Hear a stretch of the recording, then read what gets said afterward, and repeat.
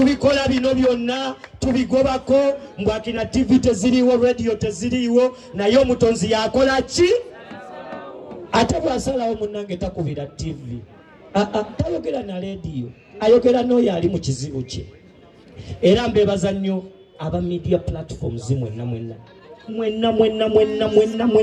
nze munkoze ekintu munkoledde ekintu mumbeeredde mu kintu nze ndi mwana wa kintu naye musinze ne munkolera ne ndowooza oba nze kintu mwalaali nze saasoma means a college dropout but I'm okay nsula mu bulamu obulungi njogera ne Katonda wange buli lunaku njogera ne bakyali bange basaa njogera ne banina lozi buli lunaku njogera ne ba fefe buli lunaku njogera namwe buli lunaku oyinza okutunulira wano buli muntu munsonyiwemu mwenna njogera namwe buli lunaku mwenna njomya namwe buli lunaku era nsingira ddala okwebaza ennaku z'omwezi nga 8 November tugenda kuba celebrating happiness of Kabako tojja wano ng'ozze mu nnaku kano nkaddemu ow'ennaku tosala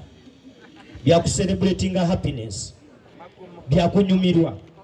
bya kwonerera ddala nina emikwano mingi bwe mba ntisse emikwano I think I'm among the best. I'm not the best but among the best. Nina emikwano mingi nina abanjagala bangi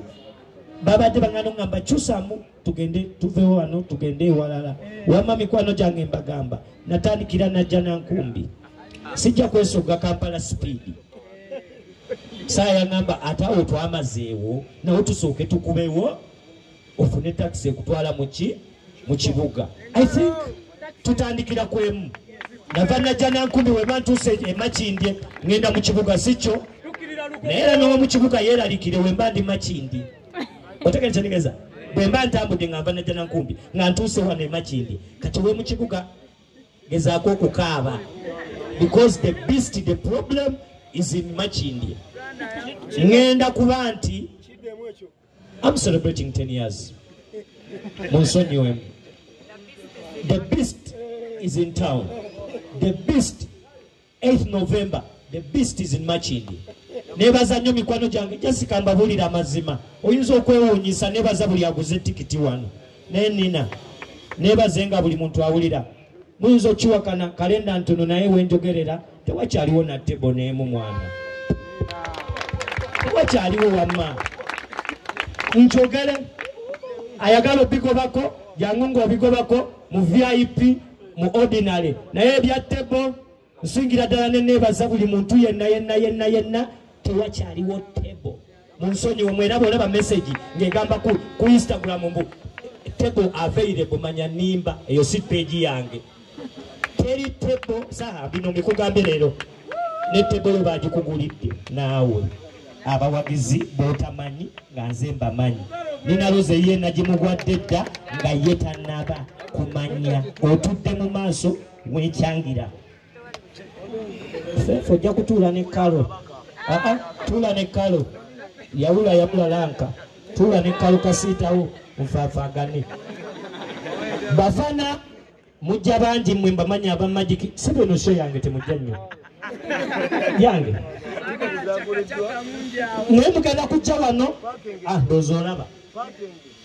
mbasabayo ekintu kimu bannamawulire nga kyo nkibasaba olwaleero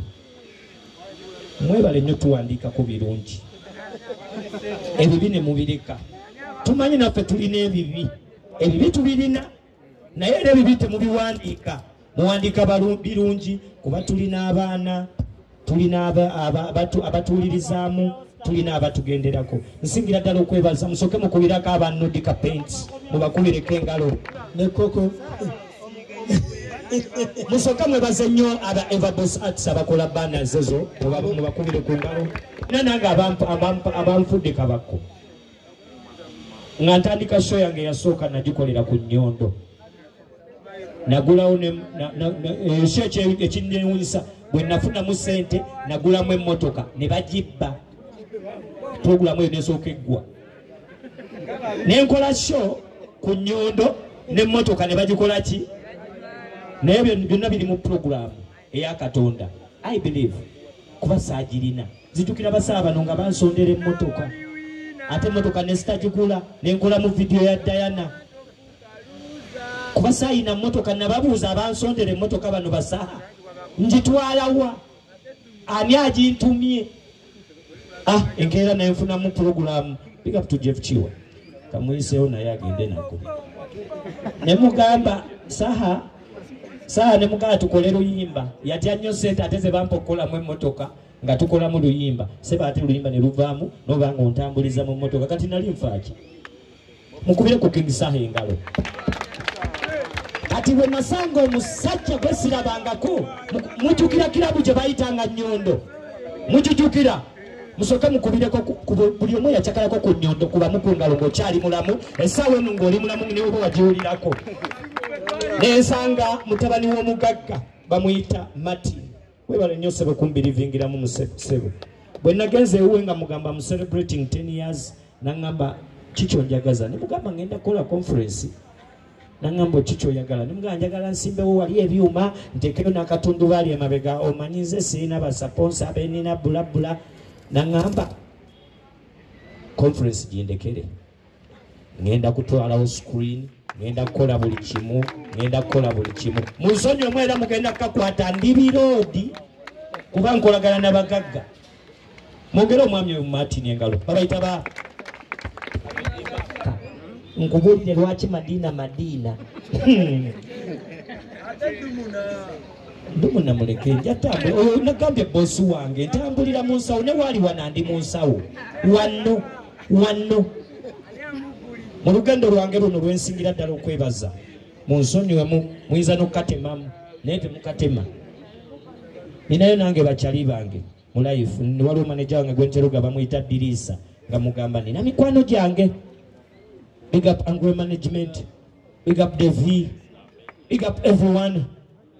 big up waliwo kukyali wange bamuyita coach musoke mukubireko bano bakapiripiti bano ba hyper kids mubakubireko mwe mwali mubaddeko ne baneiba bammwe waliwo baddeko tasala mwali mubaddeko ne neiba wamwe soko situkako neiba wange situka musoke mukubire omusajja ono abasinga obungi batusubira okuba ne baneiba baffe nga baboosi nga biki munange boosi taba boosi taba munene big up to coach webale nnyo kutendeka webale nnyo kutuleetera basajja bano bola aba hyper kids mubakubireko engalo mwana batutunda ffe tumanyi okusala eyo ebungereza naye Uganda ne bagamba owayi bwe bwawangudde awo okuzina amazina okubiba bwe bukabaka naye baneiba bange bano kyembeebazaako mba ntandika ekivulu kino ne baŋŋamba emmotoka zaffe twagala ozitimbe zonna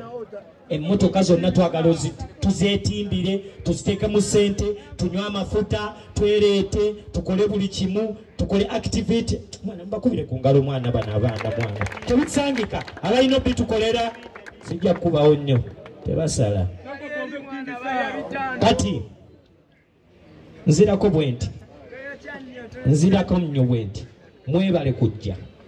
mwebale kujja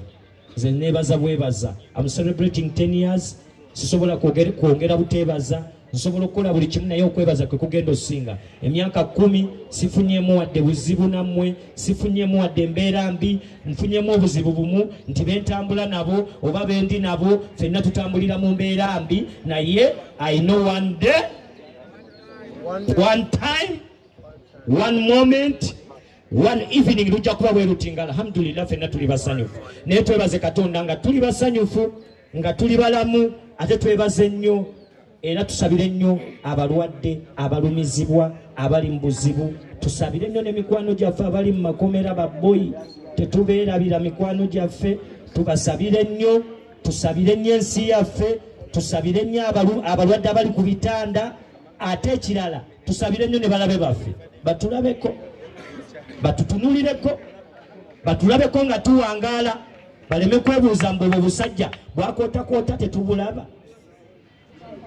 nziramu bwenti nga njogera nga kyali wammwe nina ebyokwogera bingi naye ngenda kukola leero ekyenjawulo era nkigambyeko munnamawulire wange bamuyita Roni mwagala nnyo okuva ku terefayina eyaffe ŋŋamba eno BBF eyaffe ŋŋamba mugambye ekigambo kimu nti what I'm gonna do for these 10 years munsonyi omwe I'm gonna speak English for the first time Don't get too scared. Don't get too scared. I'm gonna branch to an official language so that you get me well and clear. Today, ngambye mukwano gwange, I'm gonna speak to my people. Ngenda kwogera ne muna mawulire omukomu njogera ensonga zange, ambuze ensonga ze. Omukomu kuba lwe lunaku lwange lwensobola nange obasanga wammwe mukwano gyange mwabasinga. Nebaza nnyo ne walo ne Chali. Nebaza nnyo Galaxy munsonyi ogiisaawo Jessica yana. Mwebale nnyo mmwe. Mbebaza nnyo mwebalire ddala. Nebaza nnyo ne CBS FM mugikubireko engalo radio y'obujjajjaffe. Oba n'ebigambo bibaŋŋampi bye nnina okutuula mpulirize. I'm celebrating 10 years. Sirinaawo nnaku yonna ebyange byakusanyuka era we mundabira wano. I'm in happiness. Mudu yakusanyuka, mudu yakunyumirwa, mudu yakola ki? Singa kibadde kisoboka. Muwonye.